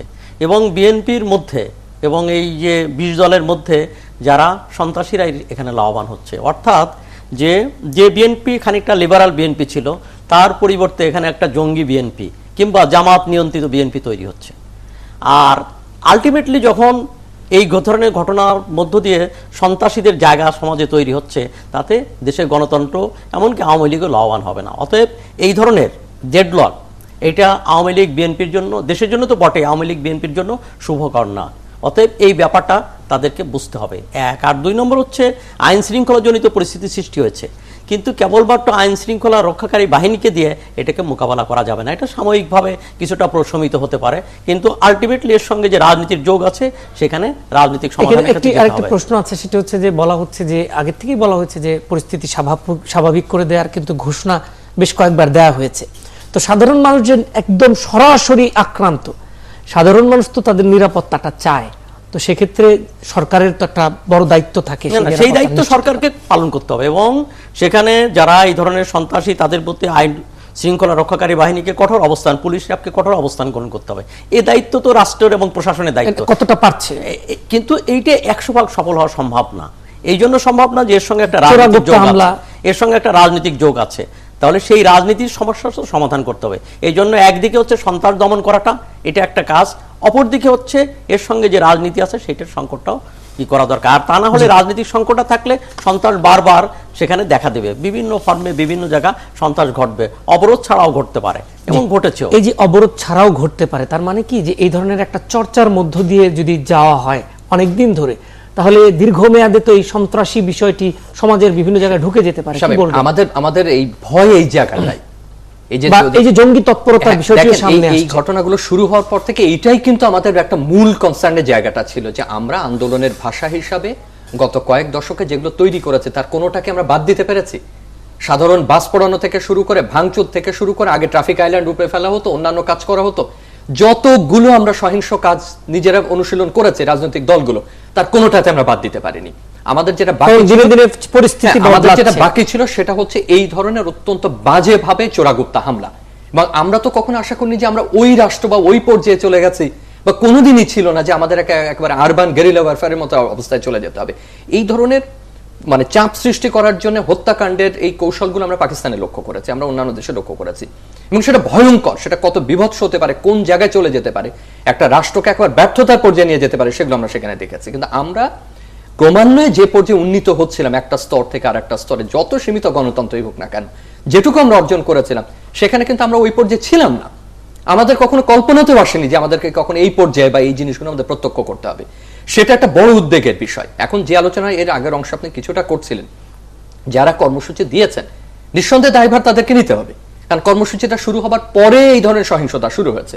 এখন বিএনপি তো লাভবান হচ্ছেই না, সেটা আমি ওনার সাথে একমত, যে তার যে আধুনিক বা যে তার যে চরিত্রটা ছিল যে সে একটা ভালো দল, একটা লিবারেল দল, সেটা কিন্তু সে আস্তে আস্তে হারাচ্ছে, এবং সেটা সে কতখানি অনুধাবন করছে সেটা তার ব্যাপার।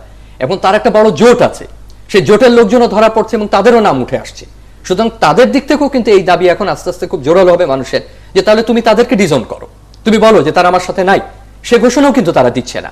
এবং একই সঙ্গে এই উদ্বেগও চলছে যে যারা এটাকে কৌশল হিসেবে ব্যবহার করছে, সে বিএনপির কর্মী হোক আর তার জোটভুক্ত অন্য কারো কর্মী হোক আর অন্য কোনোভাবে জোগাড় করে আনা কর্মী হোক, এই কর্মসূচি যদি প্রত্যাহার করাও হয়, তারপরে এই যে কৌশল এবং এই যে চাপ সৃষ্টি করার এই যে ভয়ঙ্কর যে কৌশল, সেই কৌশল কোথায় যাবে এবং যারা করছিল তারা প্রত্যেকের আইনের আওতায় আসবে কিনা। যে কথা উনি বলছিলেন যে এটা আইন শৃঙ্খলার অবনতি, কিন্তু এটা কিন্তু স্বাভাবিক আইন শৃঙ্খলার অবনতি না। অর্থাৎ সাধারণ যে ল এনফোর্সিং আমাদের যে প্রতিষ্ঠানগুলো আছে, পুলিশ বলেন, র্যাব বলেন বা অন্যান্য বলেন, সেটাকে আমরা যেভাবে আইন শৃঙ্খলার অবনতি হলে তাদেরকে আমরা এনগেজ করি বা কাজে লাগাই, চাচ্ছিলাম দীর্ঘমেয়াদে এটার ইমপ্যাক্ট বা প্রতিক্রিয়াটা কি? না, প্রতিক্রিয়া কিন্তু আমরা কিছুই ফেলে আসতে পারিনি, আমাদের সেটাই উদ্বেগের বিষয় যে আমরা এই পর্যন্ত আমাদের অনুশীলন করেছি এরকম খারাপ কোন রাজনৈতিক সিভিল ডিসোবিডিয়েন্সের পর্যায়ে এটা না, এটা মোর দ্যান দ্যাট, এটা ভায়োলেন্স, এটা মোটেই সিভিল ডিসোবিডিয়েন্স না, তার কোনোটাই আমরা ফেলে আসতে পারিনি। এবং সেটাই আমাদের বড় উদ্বেগের ব্যাপার, যে এইটা আমাদের ফেলে আসতে পারিনি মানে এই না যে এটা থেকে যাবে, এটাকে যে কোনো মূল্যে এটা উৎপাদন করাটা আমাদের এখন হবে। সেটাই আপনি বলছেন। দৈনিক করতোয়া, শেখ হাসিনাকে মোদির ফোন, এটি নিয়ে একটু সাইদ ভাই যদি বলেন, যদিও এটি ক্রিকেট বিশ্বকাপ উপলক্ষে দেয়া, মানে টেলিফোন করেছেন তিনি, তারপরও আমরা এই বিষয়টি নিয়ে আপনার কাছে একটু শুনতে চাই।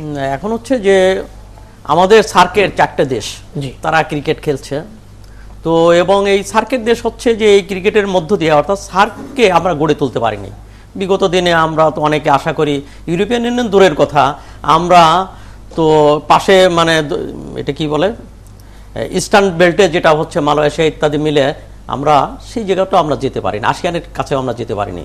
তো এখন মোদির থেকে শুরু থেকে মোদির অন্যান্য কর্মসূচি নিয়ে সমালোচনা থাকতে পারে, কিন্তু মোদির পক্ষ থেকে যে আমরা লক্ষ্য করেছি যে এখানে সার্ক গড়ে তোলার ব্যাপারে তার একটা আন্তরিক প্রয়াস আমরা লক্ষ্য করেছি, এবং বিশেষ করে আঞ্চলিক সহযোগিতার ক্ষেত্রে, হ্যাঁ আঞ্চলিক সহযোগিতার ক্ষেত্রে। তো সেই জায়গা থেকে আমার মনে হয় এই কূটনীতিটা এটা একটা ভালো দিক, এটাকে আমি ইতিবাচকভাবে দেখতে চাই যে এর মধ্য দিয়ে আমরা পারস্পরিক কাছে যাওয়া একটা ব্যাপার আছে। এবং এইটা তো আনন্দিত হওয়ার ব্যাপার যে ঠিক আছে বাংলাদেশ জিতলে কিংবা পাকিস্তান জিতলে শ্রীলঙ্কা জিতলেও তো অন্যরাও সার্কের অর্থাৎ দক্ষিণ এশিয়া খুশি হবে।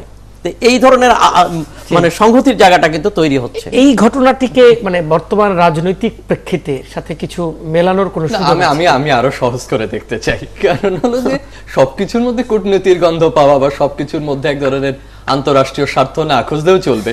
ক্রিকেট খেলছে, এটা একটা স্বাভাবিক শুভেচ্ছা যে আমাদেরকে তিনি শুভেচ্ছা জানাচ্ছেন, এটা একটা উপলক্ষ তৈরি হলো তার মধ্যে। আর এটা খোঁজা যেতেই পারে, খুঁজতে চাইলে যে আমাদের এরকম একটা পরিস্থিতি, মোদী সাহেব ফোন দিলেন, তাহলে না জানি কি সমর্থন তিনি ব্যক্ত করছেন বিশেষ কোনো দল বা সরকারের প্রতি। আমার কাছে একেবারেই মনে হয় যে এই ক্রিকেট নিয়ে সবচেয়ে যুদ্ধংদেহী অবস্থা যখন ভারত পাকিস্তান ছিল তখনও তারা ফোন করতেন, ফোন আলাপ চলতো। সুতরাং 4টা দেশ খেলছে, উনি যেটা 15 তারিখে ভারত পাকিস্তান খেলা এবং উনি শুভেচ্ছা জানিয়েছেন। এটা যেমন আমাদের এই নাগরিক সমাজ যেমন একটা পরিবেশ তৈরির চেষ্টা করছে, এমন হতে পারে তিনি দক্ষিণ এশিয়ায় এই ক্রীড়ার মধ্য দিয়ে একটা শুভেচ্ছার মধ্যে দিয়ে একটা ভালো পরিবেশ তৈরি করতে চান। আমরা আরো কয়েকটি পত্রিকা দেখে নিব। সবুজ সিলেট, অপ্রস্তুত বিএনপি, প্রস্তুত পুলিশ। সিলেটে 20 দলের বিক্ষোভ কর্মসূচি আজ মানে শনিবার। যাচ্ছি পরেরটিতে। দৈনিক সানশাইন, রাজশাহীর কাগজ, বাঘায় প্রতিমন্ত্রী সভাস্থলে বোমা হামলা, 4 ঘাটে পেট্রোল বোমায় পুড়ল টেলিফোন এক্সচেঞ্জ। বরগুনায় ট্রলার ডুবি, 7 জন লাশ উদ্ধার। সন্ত্রাস বন্ধ করে আলোচনার তাগিদ, আর আবারও নাগরিক সমাজের শান্তির উদ্যোগ। গ্রামের কাগজ। যাচ্ছি পরেরটিতে। কুষ্টিয়ার কাগজ, বরগুনায় সেই ট্রলার ডুবির মর্মান্তিক ট্রলার ডুবির খবরটিও এখানে দেওয়া হয়েছে। এই নাশকতা কর্মকাণ্ড চলতে থাকলে জামায়াতের মতো বিএনপি একটি জঙ্গি সংগঠন হিসেবে পরিচিতি পাবে, মাহবুবুল আলম হানিফ বলছেন। যাচ্ছি পরেরটিতে। রংপুর চিত্র, অবরোধে রংপুরে ক্ষতি 2000 কোটি টাকা। রংপুর চিত্রের খবর। যাচ্ছি পরেরটিতে। মোটামুটি এই ছিল। এবার একটু আমি একটু ইতিবাচক একটা দিক দেখেছি, সেটা হচ্ছে যে বিএনপি আজ তারা বিক্ষোভের কর্মসূচি দিয়েছে সারা দেশে। তো আমার মনে হয় যে এটা একটা ইতিবাচক দিক, অর্থাৎ তারা জনবিচ্ছিন্ন কর্মসূচিকে পরিহার করে তারা নতুন মাত্রা যোগ করার জন্য তারা জনসম্পৃক্ত অর্থাৎ বিক্ষোভের কর্মসূচি দিয়েছে, এবং সরকারের উচিত হবে এই বিক্ষোভের কর্মসূচি পালন করার ক্ষেত্রে তাকে সহযোগিতা করা, অর্থাৎ তাকে স্পেসটা দেওয়া যাতে এখানে বাধা সৃষ্টি না হয়। তাহলে এই সন্ত্রাসী পথ থেকে গণতন্ত্রের রাস্তায় চলার যে প্রবণতাটা সেটা আমার মনে হয় বাড়বে। এইভাবে বিষয়টাকে দেখা উচিত বলে মনে হয়। আপনি কি মনে করছেন? মানে উদ্যোগ যে পক্ষই নিক, যেভাবেই নিক বা যে প্রক্রিয়াতেই নিক না কেন, এখন পরিবেশ যে পরিস্থিতিতে চলে আসছে বা আমরা যে অবস্থার মুখোমুখি হচ্ছে, তাতে আমার মনে হচ্ছে যে এই সহিংসতা, এই হত্যাকাণ্ড বন্ধ না করে আমার মনে হয় যে আমরা কোনো দিকে কোনো আলোচনা বলেন, সমঝোতা বলেন, এগোনোর পথ মনে হয় পাবো না। এই ধরনের কথা চলতেই থাকবে, এই ধরনের বিভিন্ন মন্তব্য আসতেই থাকবে, এই ধরনের বিভিন্ন বিশেষণ আসতে থাকবে, সমাধান কিন্তু হবে না। এখন এটা 3 মাস আগে কি ছিল বা 5 জানুয়ারির আগে কি ছিল, নির্বাচনের আগে, সেই আলোচনা টেনে এখন যে বিষয়টি বলছিলেন আবু সাইদ খান, যে বিক্ষোভ কর্মসূচি ঘোষণা করা হয়েছে শনিবার সারা দেশে, এই যে জনসম্পৃক্ত কর্মসূচির কথা তিনি বলছেন, তো এইটি করার মধ্য দিয়ে উনি বলছেন যে স্বাভাবিক একটা আন্দোলন কর্মসূচি সেটা শুরু হতে পারে কি পারে না। সেটা যদি বিএনপি মনে করে যে সে ওইভাবে বিক্ষোভের মধ্যেই সে সীমাবদ্ধ থাকবে, সেটা আবার দেখবার বিষয়। কারণ সরকারের একটা পার্ট আছে, সরকারের পার্টকে কেউ আর স্বীকার করছে না। কিন্তু আমার ব্যক্তিগত যেটা পর্যবেক্ষণ এবং বিশ্বাস, সেটা হচ্ছে এখন যে পরিস্থিতিতে আমরা মুখোমুখি দাঁড়িয়ে আছি, সেখানে এই সহিংসতা এবং সরাসরি হত্যাকাণ্ড বন্ধ না হওয়া পর্যন্ত আমরা অন্য কোন রকম সম্ভবত সমাধানে যেতে পারবো না। তার জন্য যদি বিএনপির বিক্ষোভ দিলে সমাধান হয় বা শান্তিপূর্ণ দিলে সমাধান হয় বা হরতাল উঠিয়ে নিলে সমাধান হয়, সেটা তো দেখবার বিষয়, বা সরকার তাদেরকে কর্মসূচি পালন করতে দিলে সমাধান হয়, সেটা কিন্তু ওই পরিবেশ তৈরির কথা হচ্ছে। কিন্তু যে ঘটনা নিয়ে আমরা এখন মুখোমুখি হচ্ছে, সেটা বন্ধে কোনো বিকল্প নাই এবং কোনো বিকল্প আমার মনে সেটা ছাড়া আমরা কোনো দিকে। আমার কাছে যেটা মনে হয় যে অবশ্যই তার এই সহিংস কর্মসূচি প্রত্যাহার করতে হবে, এবং সরকার গণতন্ত্রের পথে রাস্তায় যে বাধাটা আছে সেটাকেও দূর করতে হবে। গণতন্ত্রের স্পেসটা সরকারকে দিতে হবে, এবং সরকারি বাহিনী কর্তৃক যে সমস্ত দমনপীড়ন আছে এটাও বন্ধ করতে হবে। একটা বিষয়টা হচ্ছে যে মানে সন্ত্রাস দমন করার ক্ষেত্রে যে কঠোর অবস্থান, এটাকে আমি স্ট্রিক করতে বলছি, এখান থেকে আমি সরে আসতে বলছি না, কিন্তু তার বাইরে তো কিছু দমনপীড়ন হচ্ছে, আইন বহির্ভূতভাবে যে সমস্ত কর্মকাণ্ড হচ্ছে সেগুলো থেকে অবশ্যই সরকারকে দূরে সরে আসতে এসএসসি হবে। পরীক্ষার্থীরা মারাত্মক ক্ষতির মুখে আছে এবং আপনি দেখেছেন নিশ্চয়ই টেলিভিশনগুলোতে বা বিভিন্ন গণমাধ্যমের খবরে এসেছে, এবং এই যে দীর্ঘায়িত এই এসএসসি পরীক্ষা শিক্ষার্থীদের উপর তো একটা মারাত্মক চাপ। নিঃসন্দেহে এটা নিয়ে একেবারে কোনো রকম দ্বিমত নাই, এবং আমার কাছে মাঝে মনে হচ্ছে যে শিক্ষামন্ত্রী তার যতটুকু আকুতি জানানো সম্ভব তিনি সেটা জানাচ্ছেন, যে অন্তত এদেরকে স্পেয়ার করা যায় কিনা, পরীক্ষাটা চালানো যায় কিনা। এখন যেটা হয় যে পরিস্থিতি, আমরা যেখানে মানুষকে আমরা পেট্রোল বোমা মেরে জ্বালিয়ে দিতে আমরা কোনো রকম দ্বিধা করছি না, সেখানে তো পরীক্ষা তাদের কাছে তো আদৌ কোনো বিবেচ্য বিষয় কিনা। এবং রাজনৈতিক উদ্দেশ্যের জন্য গণতন্ত্র তো চাই, গণতন্ত্র কে না চায়, যে কথা সাইদ ভাই বললেন, যে আমরা তো এর মধ্যেও কিন্তু আমরা বলছি বিচার বহির্ভূত কোনো হত্যাকাণ্ডকে আমরা সমর্থন করি না। এত কিছুর পরেও কিন্তু আমরা এই মানবিকতা দেখাচ্ছি, যেখানে এই অমানবিক অবস্থা আমাদেরকে প্রত্যক্ষ করতে হচ্ছে, তার মধ্যেও কিন্তু বলা যাবে না যে আমরা কেউ বলছি না। তার মধ্যে আমরা বলছি যে না, একটাও বিচার বহির্ভূত হত্যাকাণ্ড যাতে না ঘটে, তারা কেউ যেন এই ধরনের কোনো বিচারহীনতার কোনো শিকার না হন। এর মধ্যেও কিন্তু আমরা বলছি যে না, বিরোধী দলদেরকে স্পেস দেওয়া হোক, তাদেরকে কথা বলতে দেওয়া হোক, মত প্রকাশ করতে দেওয়া হোক। বারবারই কিন্তু বলা হচ্ছে, বিভিন্ন প্রক্রিয়ায় বলা হচ্ছে, বিভিন্ন ভাবে বলা হচ্ছে, কিন্তু যে জায়গাটা আমরা এখন পৌঁছে গেছি সেটা যদি ডেডলক অবস্থার মধ্যে চলে যায় তাহলে কিন্তু কোনো কথা আলটিমেটলি টিকবে না। এবং আপনি জানেন যে এই ধরনের একটা সাংঘাতিক ক্রিটিক্যাল সিচুয়েশন চলে গেলে তখন কিন্তু কোনো রকম স্বাভাবিক যে প্রক্রিয়াগুলো, মানে মানবাধিকারের প্রক্রিয়া থেকে শুরু করে অন্যান্য যে সমস্ত প্রক্রিয়াগুলো স্বাভাবিকভাবে চালাই আমরা, সেটা কিন্তু চালানো সম্ভব হয় না, এবং তখন একটা পথ তৈরি হয়। আর যে কথা আপনি এসএসসির বলছিলেন যে আমরাও খুব বোধহয় আমাদের সাধারণ ক্ষীণ কণ্ঠেও ওইটুকু দাবি জানাতে পারি যে কর্মসূচি যে ধরনেরই দিক না কেন, যদি শিক্ষা ক্ষতিগ্রস্ত না হয়, এই ভবিষ্যতের যারা আছেন তাদের দিকটাও যদি তারা বিবেচনা রাখেন বিরোধী দল, এর বাইরে তো আর আমরা এই আহ্বান আমরাও জানাতে পারি, সবসময় রাখা, সবসময়ের জন্য রাখা। কিন্তু কেন যে এটা করছে এটা কোনো দায়িত্বশীলতার মধ্যেই পড়ে না, এটা অবশ্যই দায়িত্বশীল আচরণ করা উচিত। আবু সাইদ খান, আপনি বলছিলেন যে বিক্ষোভের কর্মসূচি দেওয়া হয়েছে, আপনি এক ধরনের পরিবর্তন অন্তত দেখতে পাচ্ছেন, তো সেক্ষেত্রে আপনি এটা ইতিবাচক ভাবে মনে হয় দেখতে চাচ্ছেন, সুযোগ তৈরি হয়েছে, সুযোগের কথা বলছেন। তো সেক্ষেত্রে বিএনপির মানে আপনি কি মনে করেন যে এই অবরোধ বা অন্যান্য কর্মসূচি তুলে নেওয়ার মতো কোনো পরিস্থিতি হয়েছে, এরকম কি আপনি মনে করেন? এখন ব্যাপারটা হচ্ছে এখানে হলো কি যে উভয়ের জিত, তারা মনে করছে তারা পরাজয়টাকে এক ধরনের আছে না, একটা ফিউডাল অ্যাটিটিউড, মানে সেটা হলো যে আমি কর্মসূচি যদি প্রত্যাহার করি তাহলে তো আমি হেরে গেলাম, এই অ্যাটিটিউডটা কিন্তু তাদের ভিতর কাজ করছে। কিংবা সরকার আলোচনার আহ্বান জানালো, সরকার হেরে গেল, এটা যেন দুর্বলতা, কিন্তু এটা গণতান্ত্রিক স্পিডে কিন্তু উল্টাটা, যে আমি উদারতা দেখালাম, আর আমাদের এখানে উদারতাকে দুর্বলতা হিসেবে বিবেচনা করা হচ্ছে। তো এই জায়গা থেকে তো এক কথায় ওইভাবে কেউ প্রত্যাহার করবে না, অর্থাৎ সে তার কর্মসূচি শিফট করবে এবং সরকার ও গণতন্ত্রের রাস্তাটাকে আস্তে আস্তে খুলে দেবে। এইভাবে একটা পরিবেশের জায়গায় আমরা যেতে পারি, এবং এর জন্য যদি ইনডোর আমি এই অর্থে বলছি, নেপথ্যে কথাবার্তাগুলো বলা উচিত, এবং নাগরিক সমাজ সেই কাজটা করতে পারে, জি, কিংবা অন্যরাও করতে পারেন। আমরা একেবারে শেষের দিকে আছি, ছোট্ট করে একটু যদি বলেন তাহলে কি হবে? মানুষ তো তাকিয়ে থাকে, এই যে এই অনুষ্ঠানও দেখছে, তারা ভাবছে যে অনুষ্ঠানটি দেখতে দেখতে যদি কোনো সমাধানের আশার আলো আমরা দেখতে পাই। আপনার যখন আমেরিকান সিভিল ওয়ার হয় উত্তর দক্ষিণের মধ্যে, তখন আব্রাহাম লিঙ্কনের একটা মূল্যায়ন ছিল এরকম, যে এক পক্ষ যুদ্ধ ঘোষণা করেছেন, আদার পক্ষ গট এনগেজড ইন ইট, কাউকে দোষ দেননি, এক পক্ষ যুদ্ধ কোনোভাবে শুরু করে দিয়েছে, আর এক পক্ষ জড়িত হয়ে পড়েছে। এখন যদি আমরা এই সংকটটাকে এইভাবেও যদি দেখি যে ঠিক আছে, এক পক্ষ শুরু করে দিয়েছে ভয়ঙ্কর ভাবে, অন্য পক্ষ জড়িত হয়ে পড়েছে, সেটা বাক্যবাণে হোক আর যে কারণে হোক, আর দৃঢ় অবস্থানের কারণে হোক।